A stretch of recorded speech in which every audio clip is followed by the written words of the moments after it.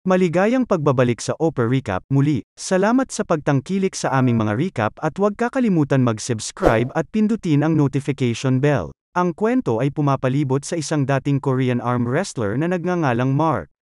Kasalukuyan siyang nagtatrabaho bilang bouncer sa isang club sa Amerika. Isang gabi sa trabaho, nilapitan siya ng dating kasamang si Jin Ki na humihimok sa kanya na makipagkumpetensya sa isang arm wrestling. Hindi interesado si Mark pero hindi sumuko si Jin at kalaunan ay nakumbinsi siya. Pumunta sila sa kabilang panig ng club kung saan nagsasaya ang mga tao sa pagtaya sa mga laban. Ang lalaking kalaban ni Mark ay nanalo sa buong gabi, na ginawang underdog si Mark. Walang gustong tumaya sa isang tulad niya, na naging pabor para kay Jin. Nagsisimula ang laban at pinatunayan ni Mark kung bakit siya naging profesional na arm wrestler. Pinagpapawisan ang kalaban ngunit hindi may galaw ng 1 pulgada ang kamay ni Mark. Nang hindi man lang sumubok, nanalo si Mark sa laro habang si Jin ay kumita ng malaking pera. Naging magulo ang lahat nang ang taong natalo ay tumangging tumanggap ng pagkatalo. Sinaktan niya si Jin na kalaunan ay nagdulot ng away sa pagitan ni Mark at ng grupo ng mga customer. Dahil sa away, natanggal siya sa trabaho ngunit makalipas ang 1 linggo ay natanggap siya bilang isang security guard sa isang grocery store. Siya ay gumagawa ng desenteng pamumuhay at kontento na sa kanyang buhay, maliban kung minsan ay nangungulila siya sa kanyang pamilya. Pagkatapos, isang araw, nakatanggap siya ng tawag mula kay Jin, na humihiling sa kanya na pumunta sa Korea. May arm wrestling tournament na magsisimula sa Seoul, kung saan ang mananalo ay makakalaban sa international level. Matagal na tinitigan ni Mark ang kanyang mga lumang medalya bago nagpasyang gawin ang pinakamalaking desisyon sa kanyang buhay. Pagdating sa Seoul, dumating si Jin para sunduin siya. Pumunta sila sa isang restaurant at nag-uusap tungkol sa negosyo habang kumakain. Gusto ni Jin na maging ahente ni Mark at pangalagaan ang kanyang negosyo bilang propesyon. Binabati niya si Mark ngunit nagpaplano siyang pumasok sa negosyo ng pagsusugal para kumita ng mas maraming pera. Para dito, kakailanganin niyang pagsamantalahan ang husay ni Mark. Para sa natitirang bahagi ng araw, ang dalawa ay lumibot sa Seoul. Sa isa sa mga destinasyon, napagkamala ng ilang mga batang babae si Mark bilang isang tourist attraction at nagpakuha ng litrato kasama niya. Matapos manirahan sa Amerika sa loob ng maraming taon, nanginginig ang dila ni Mark na humahantong sa kanya sa maraming mga awkward na pag-uusap. Sa gabi, pumunta sila sa isang club ngunit si Mark ay nakatayo sa sulok sa buong oras na parang nagtatrabaho muli bilang isang bouncer. Sa daan papuntang hotel, nagtanong si Jin kung wala na ba siyang balak hanapin ang kanyang ina. At doon nalaman natin na si Mark ay ipinaampon noong bata pa siya. Sinabi niya na wala siyang interes na makipagkita sa sinuman dahil ang lahat ng ito ay nakaraan na. Ibinaba siya ni Jin sa lugar na tutuluyan niya ng buong magdamag na isa palang love hotel. Dito ay nakaranas si Mark ng vibrating waterbed sa unang pagkakataon ngunit ang nakatawag pansin sa kanya ay isang kahon ng regalo na galing kay Jin na may telepono sa loob. Sa pagsuri, nakita niya ang address ng kanyang totoong ina. Sa ibang lugar, lumapit si Jin sa isang milyonaryo na nagmamay-ari ng isang loan shark na nagngangalang Yuo at hiniling sa kanya na mag-sponsor para kay Mark. Sa una, siya ay pinarusahan ng patiwarik dahil sa pakikipag-usap kay Yuo nang walang pahintulot. Ngunit nang mapanood niya ang video ni Mark, pumayag ang gangster na maging sponsor nito. Subalit may kondisyon ang gangster, na dapat ay manalo at matalo si Mark ayon sa utos. Kinaumagahan, sinundan ni Mark ang mapa sa kanyang telepono at pumunta sa isang address. Bago kumatok sa pinto, 2 bata ang lumapit sa kanya na pinaniniwalaan siya ng mga bata na isa siyang parang mabangis na hayop. Kaya, upang maiwasan na matakot sila, lumayo si Mark. Ang mga bata ay agad na sinabi sa kanilang ina na si Sujin, ang tungkol sa kakaibang lalaki na nakatayo sa harap ng kanilang bahay. Sinilip ng pamilya si Mark sa bintana at pinapanood siyang lumakad palayo. May-ari si Sujin ng isang tindahan na hindi maganda ang takbo. Sobrang laki ng utang nito sa gangster na si Yu na parati silang pinapahiya sa bawat pagkakataon. Noong araw na yun sa trabaho, napansin niya sina Mark na naglalakad sa isang club malapit sa mall. Dinala ni Jin si Mark para ipakilala siya sa mga sponsor at ipakita ang kanyang kakayahan. Doon, ipinakilala rin ang isang mayamang spoiled na bata na nagngangalang Cheng. Siya ang partner ni Yuo at ang pinakamapera sa grupo. Pinatunayan ni Mark ang kanyang halaga sa pamamagitan ng pagtalo sa isang malaking tao mula sa Navy. Dahil sa panalo, Nabigyan sila ni Jane ng luxury room sa isang 5-star hotel. Nakatanggap si Jane ng text mula kay Yu na nagsasabing dapat manalo si Mark sa unang laban mamaya, ngunit matalo sa pangalawa. Natatakot siya na hindi papayag si Mark sa mga kondisyon, lumabas sila para sa hapunan at dinala ni Jane ang paksa ng pagkatalo sa ikalawang laban. Sa kanyang sorpresa, pumayag si Mark na gawin ito ng walang pag-aalinlangan. Kinaumagahan, makikita si Suji na inihahanda ang kanyang mga anak para sa paaralan. Ang panganay na si Ju Hong ay nag-aalala na ang malaking tao ay darating muli sa bahay. Ngunit ang hinala ni Suji na si Mark ay maaring dati niyang kakilala. Pagkaalis ng mga bata papuntang paaralan, naglabas siya ng mga lumang larawan at nakahanap ng isa kasama ang kanyang ina at isang maliit na bata, na naisip niyang si Mark. Sa labas, nakita siya ng mga bata at ang bunsong si Junhee ay nasa sabik ngunit nagbanta si Ju Hong na tatawag siya ng pulis kung makikita niyang muli si Mark.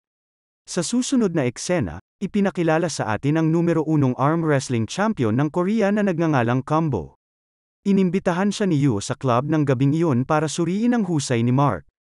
Ayaw niyang tumaya ng pera nang walang pag-iingat kung hindi siya bibigyan ng pag-aaral ng isang profesional na wrestler tulad ni Combo na talagang mapagkakatiwalaan si Mark. Sa gabi, ang lahat ay nagtitipon sa club. Unang kakalabanin ni Mark ang isang 7 talampakang lalaki. Siya ay nanalo ng may matinding pagsisikap, na pinahanga maging ang kampyon ng Korea. Nasa madla din si Suji na nanonood kay Mark, at sa panahon ng pahinga, sinubukan ni Yu na hawakan siya ng hindi na angkop, na ipinahayag na pagmamay-ari niya siya dahil sa perang inutang nito sa kanya. Nakita ito ni Mark at hindi natutuwa tungkol dito nang magsimula na ang ikalawang laban, sinadya niyang manalo upang matalo si Yu. Nang subukan ni Yu na ipaalala ang kondisyon, itinulak siya ni Mark sa isang tabi. Naging malaking problema ito para kay Jin habang nagsisikap na makiusap kay Yu at Mark ng sabay. Napagtanto niya na si Sujin ang punot dulo ng lahat, kaya sa galit pinuntahan niya ito para tanungin kung ano ang ugnayan nila ni Mark. Kasabay nito, dumating si Yu at sinimulang salakayin si Jin. Pumagitna si Mark na nagdulot ng away sa pagitan ng lahat ng mga alip-ores ni Yu laban sa nag-iisang si Mark. Sa kalagitnaan ng laban, hiniling ni Sujin kay Yu na pigilan ang kanyang mga tauhan. Subalit itinulak lamang siya nito sa lupa. Natigil ang kaguluhan nang arestuhin ng mga pulis sina Mark at Jin. Sa istasyon, hiniling nila ang pagkakakilanlan ni Mark upang makalaya siya ngunit nawala ang kanyang bag at pasaporte sa nakaraang laban. Ang pulis at si Mark ay naglaban sa isang arm wrestling at pinatunayan niya na siya ay talagang isang arm wrestler. Gayunpaman, tumanggi pa rin ang pulis na palayain siya ng walang tamang pagkakakilanlan. Sa sandaling iyon, pumunta si Sujin sa istasyon ng pulisya kasama ang kanyang mga anak. Nahanap niya ang kanyang pasaporte at may larawan niya at ng kanyang ina na nagpapatunay sa kanyang pagkakakilanlan. Napag-alaman na si Sujin ay kapatid ni Mark sa ina at namatay ang kanilang ina noong 1 taon. Nasasaktan si Mark nang marinig ang balita at hindi alam kung paano ito matatanggap. Inaanyayahan ng pamilya sina Mark at Jin na manatili sa kanilang bahay ng ilang araw. Agad siyang nagustuhan ng mga bata dahil sa kanyang kakaibang personalidad. Ang maliit na si Junhee ay gustong makipaglaro kay Mark habang si Jun Hong ay nagsimulang makipag-usap sa kanya ng mas madalas. Sa labas ng bahay isang grupo ng mga kabataan ang naninigarilyo, hindi umaalis kahit na pinapagalitan sila ni Sujin ngunit sa isang iglap nang dumating si Mark humingi sila ng tawad at tumakbo palayo. Kinabukasan, dumating ang mga alip-ores ni Yu upang mangolekta ng pera kay Sujin na may pagbabanta. Kasabay nito paalis na si Mark dala ang kanyang mga gamit, ayaw niyang maging pabigat sa pamilya. Bago umalis ay pinalayas niya muna ang mga tulisan at doon ay napagtanto niya na dapat siyang manatili sa kanyang pamilya upang protektahan sila. Sa mga sumunod na araw, sobrang saya nilang magkakasama. Pumupunta sila sa mga buffet, kumakain ng sama-sama, naglalaro ng kung ano-ano, at namumuhay na parang isang masayang pamilya. Hanggang ngayon, mahirap para kay Sujin na humawak ng negosyo at 2 anak ng mag-isa. Ang kanyang bahay ay puno ng hindi organisadong damit mula sa kanyang negosyo. Isang araw, umuwi siya upang makitang nalinis na ang lahat. Si Mark din ang nag-aalaga sa mga bata para makapag-focus siya sa trabaho. Samantala, nagkakaproblema si Jin dahil sa kakulangan sa pera. Nang makita si Mark kasama ang mga bata, nakakuha siya ng ideya at tinawagan ang isang kaibigan sa isang broadcasting company. Gusto niyang madokumento ang buhay ni Mark para makuha ang atensyon ng mga tao at syempre kasama ng pera. Si Mark ay may pag-aalinlangan ngunit pumayag na gawin ito. Sa sumunod na eksena, makikita natin si Mark at ang pamilya na nagbakasyon. Doon nakatagpo nila ang kampiyon ng Korea na si Combo, na nakikipagkumpetensya sa mga challenger para sa isang charity event. Hinamon siya ni Mark at nanalo sa laban na ikinagulat ng lahat. Pagkalipas ng ilang linggo ang kwento tungkol sa kanyang malupit na nakaraan, pag-aampon, at pakikibaka sa pakikipagbuno ay ginawang isang dokumentaryo at ipinalabas sa telebisyon. Ang palabas ay naging isang matagumpay na nabigyan sila ng desenteng halaga ng pera, at mas lalo pang humanga ang mga bata sa kanilang tiyuhin. Isang araw habang papunta sila sa paaralan, narinig nila ang isang babaeng iniinsulto si Mark. Bilang sagot sa pambabastos, idineklara ni Junhee na ang kanyang tiyuhin ay isang kampyon at ipinangako sa kanya na siya ay mananalo ng pambansang kampyonato para sa kanya. Sa sumunod na eksena, ipinakilala sa atin ang ama ni Jin na matanda na at nahihirapang maghanap buhay.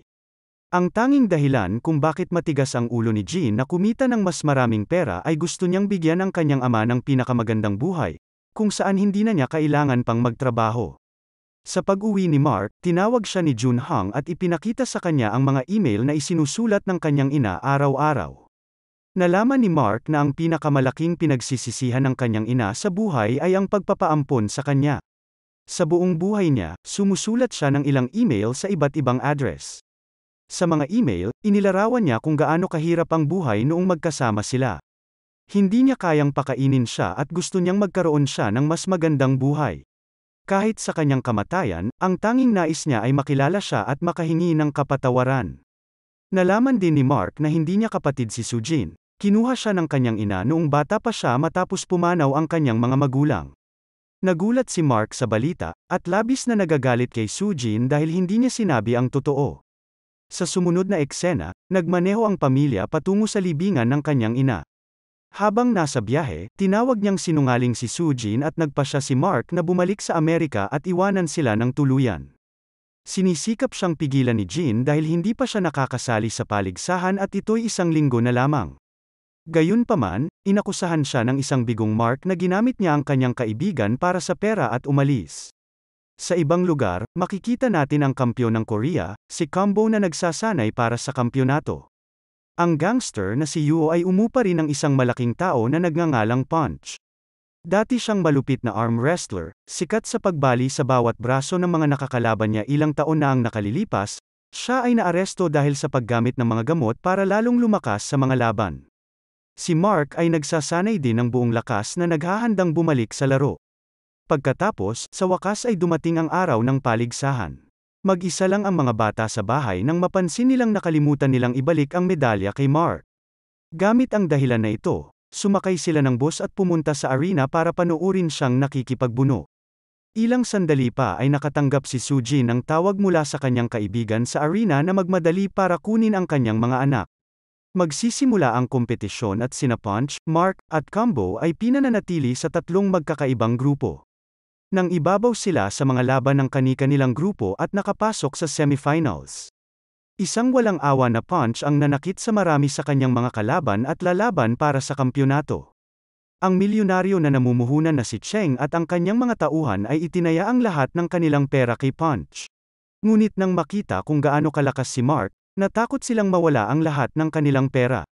Kaya naman, inutusan ni Jin Kisiyu na gawin ang lahat ng kanyang makakaya para matiyak na mananalo ang kanilang manlalaro. Si Yu naman ay nag-alok kay Jin ng $200,000 para kumbinsihin niya si Mark na matalo sa semifinals laban kay Combo. Tinanggap ni Jin ang pera at pumunta upang sabihin sa kanyang kaibigan ngunit tumanggi si Mark sa kanyang alok na kasunduan. Ang pera ay magbabayad sa lahat ng kanilang mga utang at matupad ang kanilang mga hiling sa buhay. Gayunpaman hindi matutumbasan ng pera ang pangakong sinabi niya kay Junhee. Dahil dito, nakipagbuno siya kay Combo sa isang matinding laban at nanalo sa huli. Sa panahon ng pahinga sa pagitan ng mga laban, nahuli ni Yu si Jin na nagtatangkang saktan nito. Gayunpaman ang mga tulisan ay pinigilan ni Mark, itinulak niya ang gangster sa sahig at iniligtas ang kanyang kaibigan. Nakalimutan ni Jin ang tungkol sa pera at hiniling sa kanya na manalo sa anumang paraan. Magsisimula na ang panghuling laban at pigil hininga ang lahat para panoorin ito. Gumagawa ng mga hindi tama si Punch at sadyang pinapadulas ang kanilang mga kamay. Hinihila din niya ang hinlalaki ni Mark ng napakalakas, na nagpapabagal sa bawat paghinto. Tila mananalo na si Punch sa laban, ngunit sa sandaling iyon, mula sa gilid ng kanyang mga mata, nakita ni Mark ang mga bata na sumusuporta sa kanya. Sa panibagong paraan upang mapatunayan ang kanyang halaga sa kanila, ibinigay niya ang lahat ng kanyang lakas upang manalo sa laban kay Punch, at sa huli natalo niya ito. Sa huling eksena, sinabi ni Mark sa telebisyon na mahal niya ang kanyang ina at napatawad na niya ito. Hindi niya maiwasang mapaiyak sa sobrang paghihirap. Natapos ang pelikula habang ipinagdiwang ng lahat ang kanyang pagkapanalo. Dito na nagtatapos ang kwento, sana ay nagustuhan mo ito. Kung hindi ka pa nakasubscribe ay mag-subscribe ka na upang matulungan mo ang channel na ito. Mag-comment ka na rin tungkol sa kwento. Salamat!